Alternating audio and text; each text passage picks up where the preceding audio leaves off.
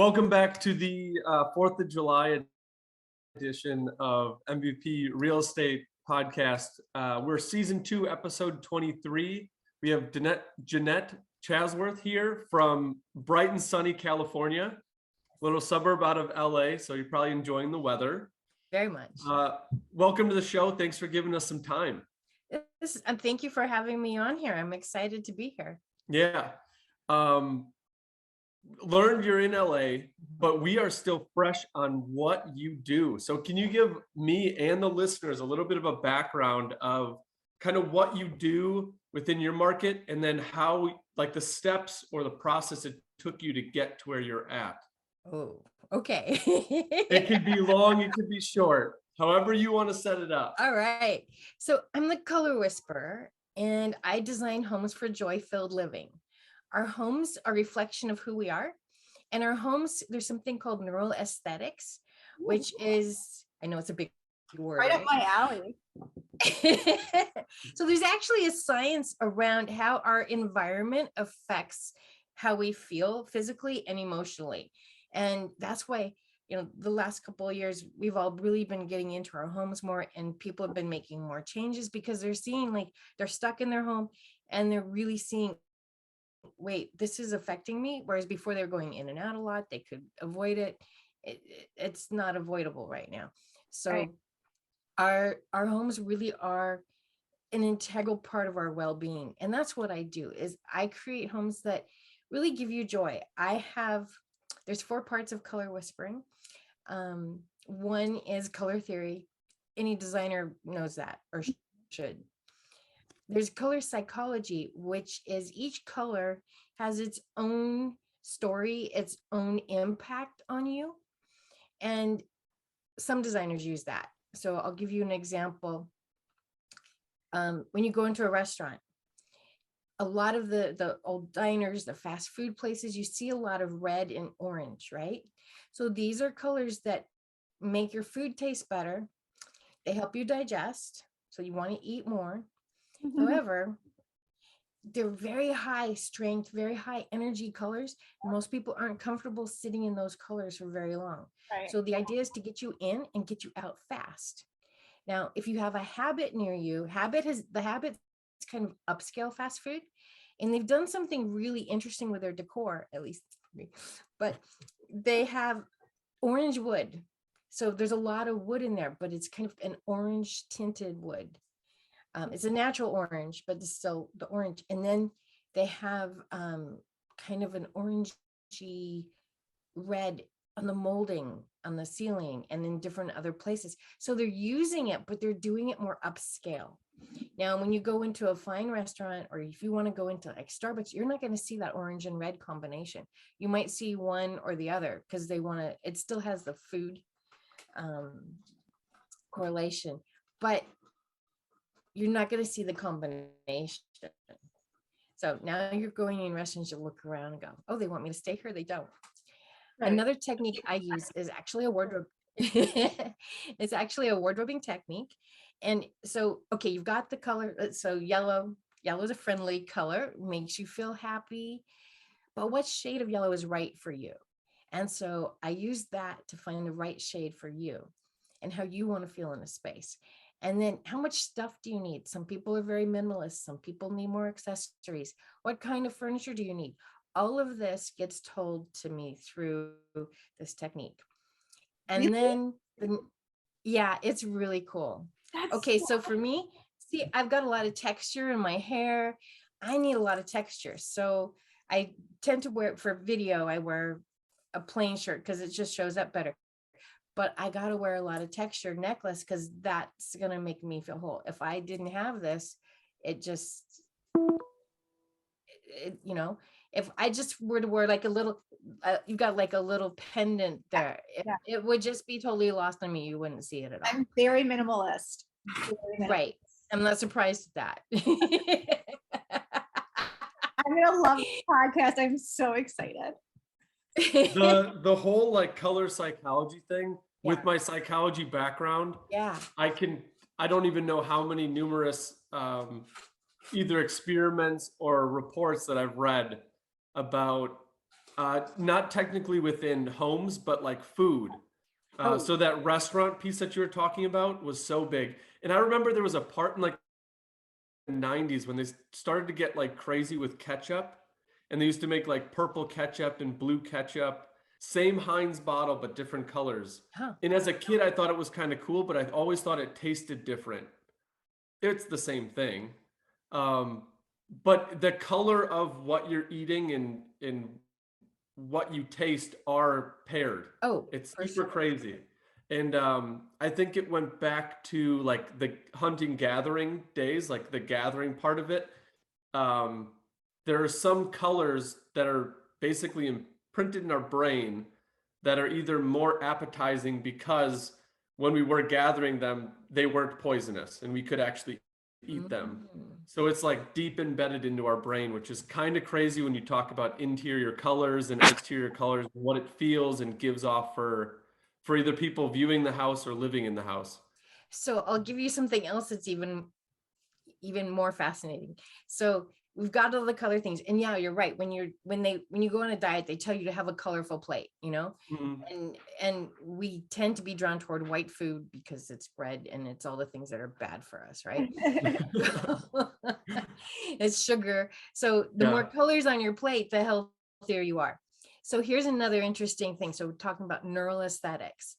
And that was the word I was going to ask you with that. Neuroaesthetics. neural aesthetics. So Okay. neural is brain, and then aesthetics is what's surrounding you. And so when a baby's born, the first thing it's looking for is a face, because that's its survival. It's food, right? Mhm. But it also is bonding, and so it's getting like all the things that it's going to need to survive, but also to enjoy life. In that first minute, when it sees a face, it says, okay, I'm safe. So as humans, we're always looking for faces.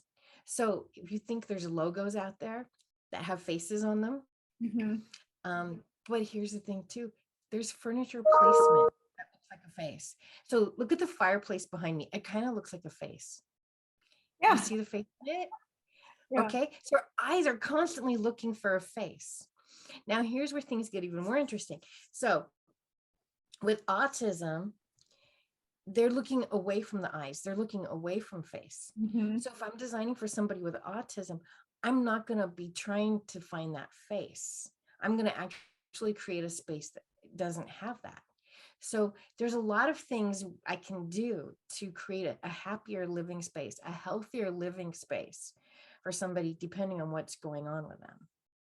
So now I can That tell is my awesome. husband that I was really just using these aesthetics to like make myself feel happier in my house because I work from home all day. So really spending all this money was for my psyche and my Your mental health. yes. Yes. It's for your mental health. It's much cheaper than a doctor. Exactly. So now he can't Yeah. even me. I really saved you. I saved you money, Jason. It's true. It's true. I had a Well, client once.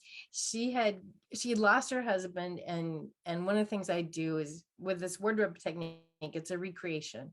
And I've gone through a lot of grief in my life, and it's something that happens when I do the design work, and as I help people get through grief. And she said she hired me because I was more fun than going to a therapist. well, that's a major plus. A It major is. plus. It is. And you definitely can change the feel of your surroundings with paint colors. And I don't know how many houses I've gone into where I'm like, this is just way too busy.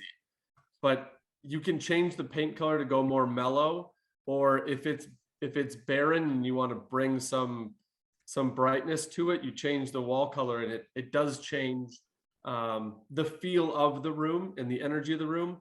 And then I've even gotten into not even just the color you painted, but what walls you paint Mm-hmm. and how that's separated, and it brings either like elongates the room, widens it, height, brings the height into the room. It's super crazy what you can do with the colors. Color has such an amazing impact. So I'll give you a couple fun stories. I had a client years ago, and I walk in her master bedroom, and there's a twin size bed there with mom and dad. And I'm like, what's up with this? The kid's 9 years old. She goes, oh, she has nightmares over 9/11. This is 5 years after 9/11. Wow. And I said, I know, right? And I said, well, did she know anybody? I thought, well, maybe, something really hit her. Yeah. No. So we go in her room, and mom had created this wonderful little princess room, and she had these wide stripes in the wall, like so. But the little girl was dyslexic, so they weren't stripes like this. They were like this. So 9/11 never ended for her. Wow. And I explained that to her. And I explained that yellow is actually going to help her learn. So that's why we have yellow pads. So if you're trying to learn something and it's not going in, go take notes on a yellow pad, and that will help. See, yellow stickies. Yep. It all helps. So I explained this to her, and mom says, well, I can't get her out of the living room, and there's lots of yellow in there. So the little kid's body knew what she needed. That's insane. Right? But how many pills would she have been on? How many doctors would she have seen? And how many of them would have said you need to paint her room? What does texture do for your living environment? So it depends on your personality. So you can't handle very much texture. It's so funny. I skim coated all of our walls in our house because I could not stand the texture of the walls. No, you're not a texture gal. Me, I'm a texture gal. Even the stucco on the side of our house, I'm like, it's chipping and peeling and falling off. That's why I'm like, nope, we're gonna go get like siding because it's even. It's like, that is funny because that's spot on. She just finished the skim coating project. I'm like, it can't be that hard, right? And it wasn't hard. It was just very tedious. Yeah, that is for sure. It really depends on the person. So, like for me, this room behind me, I've done maybe 2 houses I would actually live in. This is one of them I would personally live in. So this background that we're seeing right here is one that you've yes designed on that. Yes, this is an arts and crafts home. It was actually made it into a magazine. And it does look cozy. It does. Thank you. Okay, so let me show you something not me. Okay, so you see, I just disappeared. Like, this is so incongruent compared to what it was, because now this has still got some pattern, but there's not the texture. I disappear here. I look. Yes. And then does not look like you. It does not look like me. Now this makes me feel more alive. Okay. And then I'll show you, this is one of my favorite pieces. I love this piece. I'm going to take me out for a second. So my client had some bookcases and she didn't like them. And she looks at me and she says, Jeanette, what would you do? And she was Japanese American. She wanted to honor both. And it was one of those wonderful creative spark moments. And I said, let's do a tansu chest with a bookcase and blow it out the whole wall. And she said, yes. And that's what we created. So that's awesome. I love that. It still gives me goosebumps whenever I see it. When my mom was alive, we went to Disney World one year, right? And she loved Asian art. Like, she loved the Asian culture. It was just her thing. She was from Southern California as well. So I think it kind of went hand in hand. But we went and she got a Japanese wedding kimono, and she busted every wall minus 2 walls in her house, and she designed her entire house around this Japanese wedding kimono. She put it in like plexiglass, so when you walk in the house, that was the first thing you saw, and she designed the entire house surrounding that. That's wonderful. And there's so many colors in the kimonos and so many accents in it and patterns. So I think that's fantastic. You got to start with one thing. You got to fall in love with one thing. There used to be an ad that was, I think it was Kohler, and they said, they brought this faucet to their architect and said, design us a house around this. It doesn't matter what it is, whether it's kimono or a faucet or a piece of furniture or a favorite painting, but you got to start with one thing. Yeah. Yep. Every design kind of starts with one thing. There's one feature of the house or one feature of the lot or something that we want to accentuate a little bit. And then we kind of make the whole build around that one feature. Mhm. So it may not be a faucet. It may be like a huge backyard Yeah. or a park, or we've had one that had like a pre-existing art piece in the yard that we thought was kind of cool. So we tried to orientate everything around that. So it is true. You got to pick one thing and then work around it, and then everything will kind of fit into place on that one. My husband and I were kitchen people. Like, we need to have the utmost everything in our kitchen. And you probably have a white kitchen. Oh yeah, of course I do. The walls are navy blue, but everything else is white. Now She's you're 2 for somebody 2. that white's actually a good color for. A lot of people do white just because that's what's cool, but white's actually a good color for you. You can see my living room, it's white. And color's always changing. If I'm not correct, because it does go a little bit with biology and your mental state and all that, but colors do change and they're fluid. It brings me back to you know how boys are like that blue, the light powder blue, and girls are that bright pink. Mm-hmm. If I'm not mistaken, back in the day, it used to be flipped, where the males would get the bright pink because that was fierce and bright and aggressive, and the blue was soft and calm, which was the female. And then somewhere down the line, it flipped to where boys wear blue and girls have the pink. So, are you seeing any of those like transitions or flows where yellow is bringing in, or it's popular, and then blue gets popular, and then now grays are very popular, grays and whites? Are you seeing changes with that, and how does that affect people, or do you caution them from changing and going with the trend because of the energy of the room? Is there any play with that? I always go with the energy of my client first and foremost. So I kind of don't care about trends, but I can tell you some information. So it's interesting that you brought up that pink. Thomas Jefferson, if you've been to his house, his bed is all this like bright kind of fuchsia-y pink, and that was very manly back then. And so we did kind of go through late 90s, maybe early 2000s, like I call it power pink. So like iPod had that kind of bright pink, and it was everywhere. Yeah. I think they call it millennial pink. Well, millennial pink is really more of a soft pink, but it became very powerful. And so how we got gray, I'll tell you that. How we got gray is in 2008, when the housing shortage happened, the housing markets fell. If you heard it once, you heard it 1,000 times. I feel like the ground got pulled out from underneath me. Mm-hmm. So when you look at the Earth's core, what's underneath dirt? It's rock. Mm-hmm. And so every client I've had that wants gray, they say, oh, it makes me feel so safe. Grounded. Yeah. Because it's more like dirt wasn't before then, it was all brown and blue. Blue's coming back in again like crazy. And white's really big right now. We still have the gray. It was going out, but then we got COVID and people need to feel safe again. White's really big right now, partially because of COVID. Because for 2 years we were told we're dirty, we got to wash our hands. Yeah, cleanliness, yeah. Right? And on top of that, we've all had our own personal journey during COVID.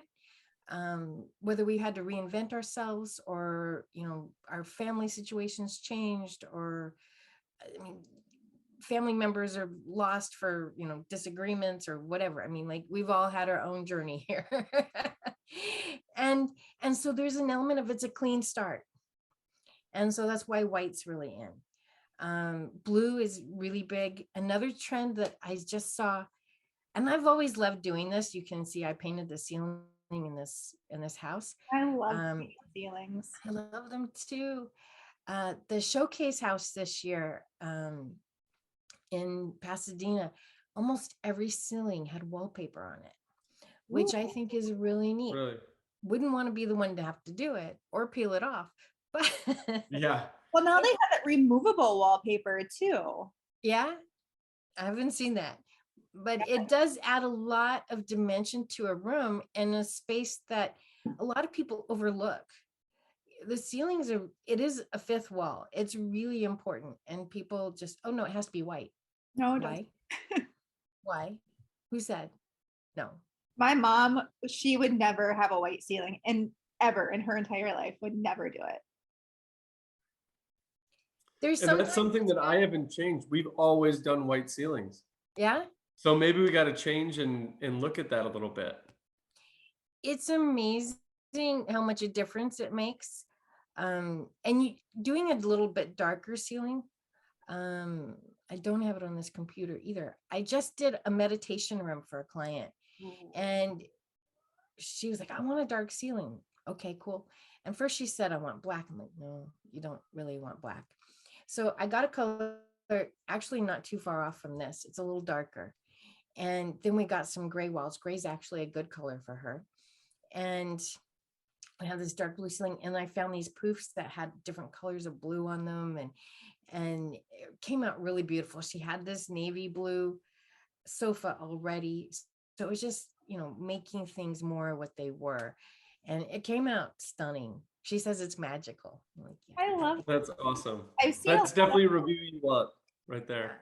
I see a lot of porches out here. We live in what's called lake country. Like we live surrounded by just tons and tons and tons of lakes, and a lot of people have like these 3-season roomed or screened in porches with beadboard on the ceilings.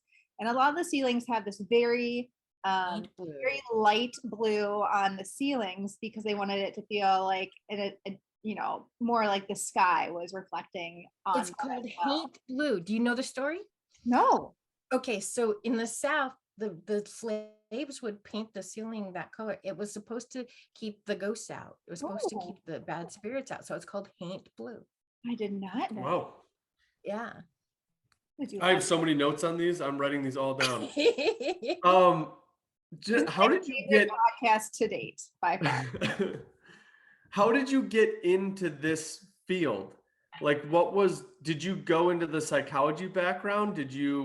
Were you interior design and then kind of like narrowed down into the exact field, or how did you get into this kind of, I guess, subsect of design? Well, my mother, she knew she was going to live in her house forever. And so since most people move every 7 years, she thought it perfectly normal to move her house around every 7 weeks. So my sister and I were her crew, and we did everything. We peeled paint. We peeled wallpaper, we painted, we moved furniture. So this was kind of my normal. I didn't realize, even though my friends and my grandma's house, like they never changed, but our house changed. It just was normal. And she did it partially to change our behavior. She had polio when she was young. Oh. And so if we were putting our bookcase somewhere where she was tripping on it, our book bag, she would change the furniture so we wouldn't do that anymore. So it was constantly to change, what we were doing, or to change as we grew, we had different needs. And so she was just constantly changing. When I found out I could do this for a living, I was excited. I've always loved furniture. Always like, give me furniture instead of toys. Like the wood anniversary is going to be very expensive, but so anyway,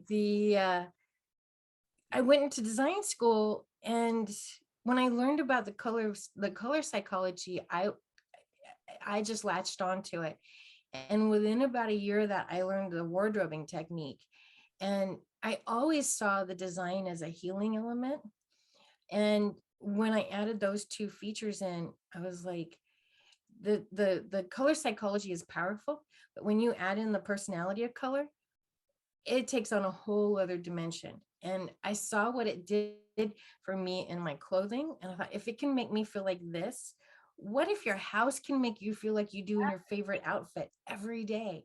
How much more confident are you? How much stronger are you? How much calmer are you? Yes. Your house is your haven, right? Mm-hmm. So it just kind of all happened at once. And did you hear that? That's okay. I'm sorry. I need to let him out. Is that the puppy? That is the cat. Oh, okay. He's quiet. I'm sorry. Anyway, so that's what it just all came together at one time, and it's just been fascinating to me how impactful this is. I just kept studying and studying and studying. That's awesome. I And do you work primarily with homeowners, or do you work with like house flippers that are coming in and trying to create a blank slate? Like, where's your niche market? Mostly I do homeowners, and I can do virtual work as well as in-home work. So I do have some virtual programs, and there's a lot I can do through Zoom. Thank you. That's one thing I can thank COVID for. Yeah. I found flippers don't want to pay for a designer. They're looking at all the magazines and doing the generic stuff, and they don't really want to pay for a designer. That's been my experience. I might need, Yeah, there's been a couple, and it's definitely price point dependent. Yeah. That's for sure. are you good with like rearranging furniture and stuff like that too then?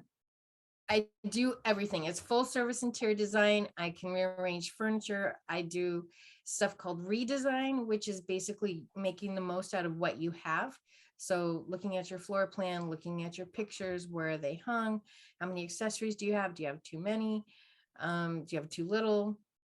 I think I'm going to need you for my laundry room, because that is like the bane of my existence. That's the one room in the house that I cannot stand. It's the last room that we have to do. We have touched every other room in the house. So I might be calling you for that. I can fix it. And I do, I'll help you pick out furniture. I do custom furniture, as I showed you, that bookcase that I showed you. Yes. Custom, and then this one's custom as well. Kitchens, bathrooms, if it's in your house, I can do it. I do outdoor rooms as well. So where did it go? Yeah, So because that's I another could see bookcase this. I did. That's cool. Take me out of it. Wow. So this is, you can't tell from here. This is a custom sofa I did. I think you guys are both taller than me, but at 5'2", you never touch the floor when you're sitting down. If you're sitting down in a chair properly, your heels never touch the floor. Yes. And my client was 5'2", and I said, what if we make this about 1.5 inches shorter? And she says, you can do that? And I'm like, oh yeah. And I said, we're gonna, it's your house. You should be able to touch the floor in your house and not feel, like a little kid. Right. So that was kind of a fun thing. I don't have that feeling often, but when I do and my feet dangle, it is so awkward. I bet you do. What are you, like 5'8"? You never have that feeling. I'm just under 6'2". I barely ever have that. So okay. but the few times that I do sit and like maybe it's a bar stool and they don't have that little rail, I'm like, wow, this is super awkward. I don't know what to do with my feet. Like, do I cross them? Yeah. And just sit and dangle the whole time? That'd be super uncomfortable for my couch in my living room. It would, not be wouldn't able it? to sit correctly. So this is another one that I did. This is an ADA bathroom. Doesn't look like it, does it? I love the So shower. It's wheelchair friendly. Yeah. It's wheelchair friendly, but it doesn't look clinical. No, not at all. Not in the least. Yeah. So Beautiful. I'm trying to get one of those bathrooms in one of our flips. yeah, That the curbless shower. they're so that just nice. I like those so much. So this is another thing I did for another client who's 5'2". I guess I attract them. But the center island is shorter.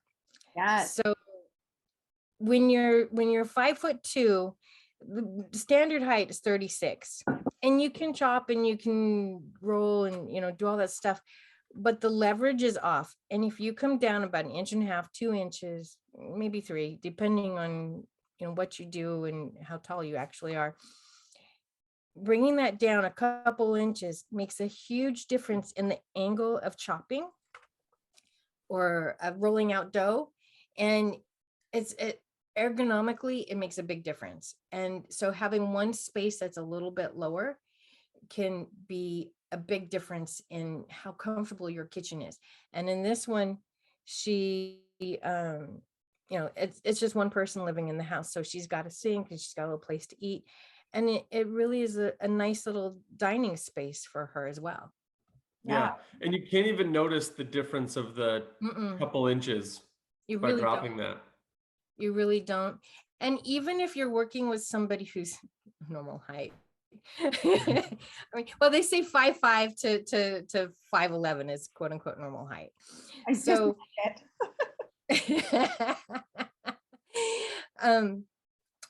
but there's some things like if you're doing a lot of pastry and stuff, even if you go into a high-end kitchen and it's built for somebody who is in that normal range, you'll see there'll be a lower counter, and usually it's marble, and it's for doing stuff like baking, because that rolling out, you need more leverage, you need a little bit more muscle, and that just a couple inches makes a big difference. Yeah, absolutely. And we've talked about the homeowner. Is this something that you do services for, like home staging? Because that's another big thing with real estate, obviously moving, buying, selling all the time. There are some people that it's either hard for them to see the potential of what it could be, or they're stuck on, oh, I didn't like that house because of I didn't like the color of the kitchen or something like that. Right. Where you can walk in on your listing appointment and saying like, okay, we've got to change the paint color to where this is. I'm not an interior designer, so like that is not my strong suit. Right. But I can walk in a room and say that doesn't fit. Where I struggle is saying like this will fit, which is where you come in. Is that a service that you offer or been talked to? Okay. A consultation basis. So it's a move in, move out thing that I do. And I do offer it. I have some specials for realtors. Because a lot of times you're right, people can't see it. It cracks me up, these shows you see on TV, and it's like, oh, I won't buy the house because I don't like the paint color. I'm like, really? Yeah. Like, talk about the easiest thing to change, or one room has got like funky colored carpet. I'm like, really? Like, that's not why you don't buy a house. Yeah. It's got to have good bones, and people can't always see the bones. And so I have gone in and helped people to see that, or if they're getting ready to move, it could be move in, move out. Where do I put my stuff? My stuff doesn't fit. It never fails. What you had in the last house does not fit in the new house. Not the same way. Yeah. So you Which have is to why make mind blown that IKEA still does the racking that you can take your cabinets. Because I've installed so many cabinets and they will not work in two different places. I still don't get it. They don't. Well, it's a good sales thing for them. It works. That's true. We have IKEA cabinets. We really like them.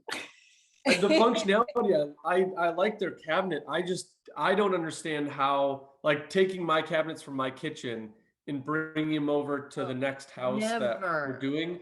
It would be like a really hard game of Tetris to try and get them to meet correctly. Well, in Sweden, that's what they did, though. I mean, that's apparently normal there. So, I mean, the thing is with IKEA cabinets, you can have so many different configurations because it's just the sizing of the cabinet. So if you need one more cabinet, just buy another cabinet and some more racking for it. I don't know. Yeah. And for some reason, it's like a mental block. Yeah. Because we've got those Z tracks, which is like you could ratchet your tool belt or toolboxes down to them. Yeah. Like those are all interchangeable where you can adjust where you set your things. And for me, that makes sense. But when you talk about cabinets, I'm like, I don't get it. No. When it's really like the same racking in storage box, right? Whether it's tools or dishes, but for some reason in my head, it's like, it doesn't resonate. If it's a garage, maybe, but the kitchen, you don't know what the next house is going to look like. That it could be a totally different layout. That could be a whole separate U-Haul, just moving those things over. Right, for sure. But I do like your move in, move out service because it is a two-sided thing. When you're selling it, it has a different look. When you're living in it, it has a different look. That's why they tell you to take down like pictures and personal items when you're selling. There are those little nuances that if you are selling your house, your listing agent should be pointing out and giving those little tips and tricks. But there is nobody on the buyer side about like, hey, you're moving into your house. If you're going to change things like paint color, it's probably going to be easiest to do it before you move your stuff in. Right. But that's all timing of when and how that all works. Mhm. And I can help people with that. I have a service where we just go through your house room by room, what works, what doesn't work. What, if you're looking at a space you're moving into, what's possible. And if you need me to pick out some stuff, I have some limits virtually, but there's a lot I can do. If you've got a fabric that says, hey, Jeanette, pick a paint color out for this fabric, I can do that. I can say, we can pick this color. I can get you really close to what works. Yeah. And I know that there's something to do with, obviously the remote, you can see the space, like the room. Do you factor in scenery, the outside, the yard, the neighborhood? Is that something that, how would you do that remotely through Zoom? Because I'm trying to think of like, okay, if we're in here in Wisconsin, and the one big thing about the house that I built, the whole backdrop is on a river and it's all green and trees and everything. And I couldn't bring myself to put a paint color on my house other than like something natural, like a green or a white or like something earth tone. Because what I didn't want to do is people driving by soak in the house and miss the yard, because that's like the main thing. Yard's gorgeous. Yeah, I mean, well, you would take me outside, I'd see the yard, and then I consult the deck. It's kind of my tarot thing. What paint color does it want to be?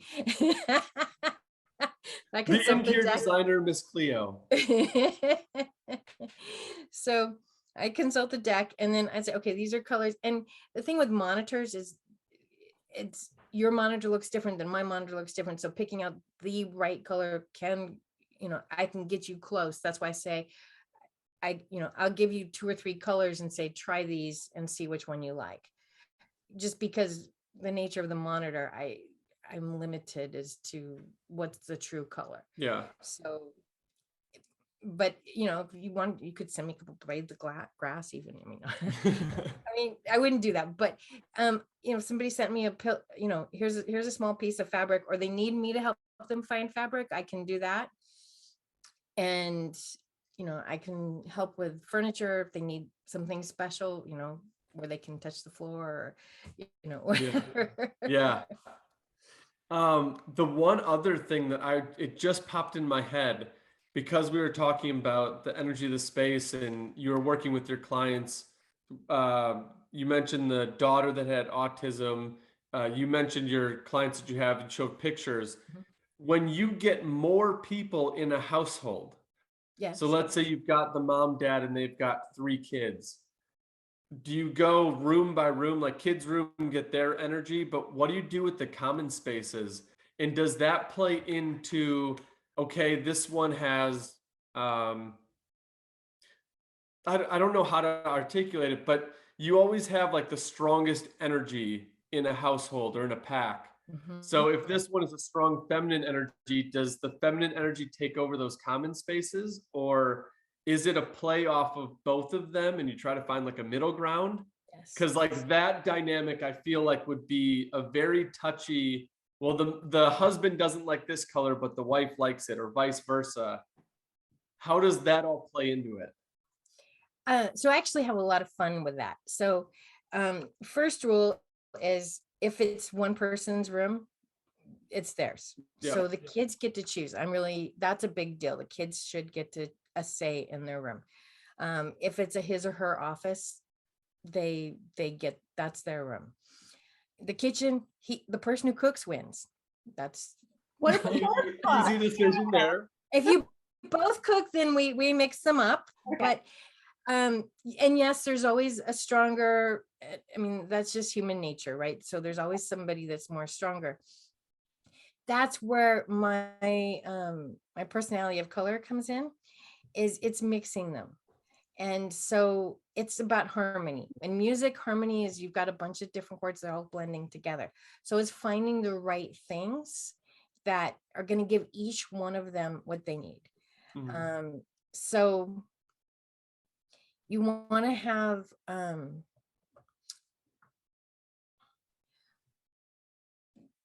this room, you can't see it so much. I just want to see if I have a room that shows it more. Yeah, speaking on the paint color and having your kids choose, just while you're looking for that photo, when we moved in here, I obviously let my son Miles pick his paint color, and Right? he picked white and the brightest red he could find. Oh, And for me, I Oh, walk wow. into his room and I'm like, I could not do this. No. Like my room is like a dark, like a granite gray blue Right? in white, and I've got natural wood for my bed and all that. His is now like superhero. It's the bright blue, bright red, white, and he loves it. I have to give But little Riley kids credit. like that. He Little kids need that higher intensity color, whereas Yeah, Well, because how old yeah, is and Miles? Miles you can is fall asleep in it. he's like 5, 6. He's 7. Okay. See, Riley's 10 and he chose gray with a like dark navy with like a wood map and a black bed. So I feel like it's just interesting to see how they progress. Me and Riley are on the same wavelength there. Yep. 'Cause Yep. that seems like something that I'd be into. Very chill. It's a It's very chill. personality too. Mm-hmm. Yeah. Your son, I bet, is really outgoing. He probably is really active in sports, or like he's kind of like the life of the party. He's very funny. He's very active. Are you speaking of Miles Your or son, her? Marcus. My son, he is he's very mentally active. His brain is always churning. He's not I wouldn't call him outgoing. Okay. Like he's timid at the start, but once you get him to open, he is like nonstop going, going, going, going, going. Yeah, that's where the red is. His mind is like, man, he'll juggle. We just had a baseball game on Wednesday, and he was in the batter's box talking to me. I was the catcher mid at bat because his mind was just in 2 places at once. And I'm like, just focus on one thing that you're doing. That is him. So I'll show you. This was a couple. So she wanted something really formal, really ornate, and he was a little bit more modern. And so what we did was the mirror going all the way across is more for him. Okay. But we added these appliques on the wood to give it more of a formal look. And then we put an outline of, there's a rope detail on the cabinets. So that was for her. The light fixture was more for him. Yeah. So we blended this. So there's a little something for each one of them. The faucet, I don't know if you can see it. It's really cool. It's a spout faucet. Oh, I don't yeah. think it's really very modern but it also has the crystal handles. So we just blended both of their styles so that each one of them walks in this room and there's something for them and they're both happy. That's awesome. Yeah. I would definitely go with the husband on that one, go more modern. Because I look at the detail and all that, and I love the detail of it, and we put that in. But for my personal space, I would not enjoy walking into that bathroom just from that piece. Like I want things like clean and straight lines and order, and Right. that's where I go with it. But that is a good blend because you've got those sharp lines, and you do blend in like the old artsy pieces for where her vibe and energy was. And my husband says, whatever you want, Natasha, just do it. So you get to pick the whole house. Huh? Natasha gets to pick the whole house. There you go. I try to do some things for him. All he really wants in our next house is his stove. Like that's his big thing in the kitchen. It's just he wants a stove and to have enough storage for everything that we have in our kitchen. That's easy enough. Yeah, not too bad. Once you add some square footage, Yes. you get all that stuff. 50% bigger than this house. So Yeah. Yay. So you get that all there. yeah. Well, we're coming up on an hour here. I want to make sure that our viewers can get a hold of you because I know you do. I mean, you're out of the LA area, but you can do remote. So what is the best way for our viewers to get in touch with you?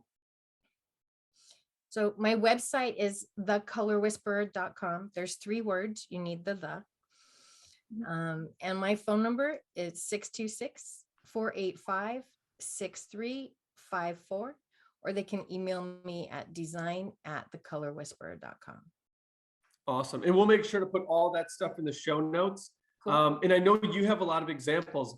If you want to send some of those pictures over to Natasha, we can also put those in the show notes for people to click on and view as well. Because I mean, this is something that it doesn't take a lot of effort on their doing to actually apply what you're guiding them to do. And I know with people working at home, how many of them have actually changed their space in accordance to them now living in their house differently. And there's so many things that we've had a couple other interior design or I forgot the title that they had. Do you recall, Natasha? Where it was the episode we talked about when I go downstairs. What is it? Feng Shui. So there was one episode where you walk downstairs and you just hit, in my house, you walk downstairs, you just hit like this imaginary brick wall. Like it just doesn't flow anymore. And that's kind of where the whole thought of like, okay, color patterns and how things flow are real. So if you're having any of those areas in your home that you can't figure out what's going on, like you would be a perfect person to bounce those ideas off of to try and fix. I also do energy clearing for that situation as well. Oh, okay. I don't do feng shui, not the way feng shui does feng shui, but I can clear the energy of that stuff. So if you're moving into a house and you're still feeling the remnants of that person, or maybe somebody had been sick there or died there, or there's a lot of anger there or sadness, I can help clear that. Yeah, and energy does stick with the house. It does. It's real. As much as we don't believe it's real. It does. Well, if any of the viewers have any of those rooms or situations that they want to bounce off of you, we'll make sure to put the contact in our show notes. Otherwise, enjoy your America weekend. Enjoy the weather out there in LA. Thank you. And we will talk soon. But we enjoyed the time. Thank you for sharing all the knowledge. Thank you so much. This was fun. Yes. It was. And we look forward to more things in the future. Cool. Awesome. Well, thank you very much. And we'll talk soon.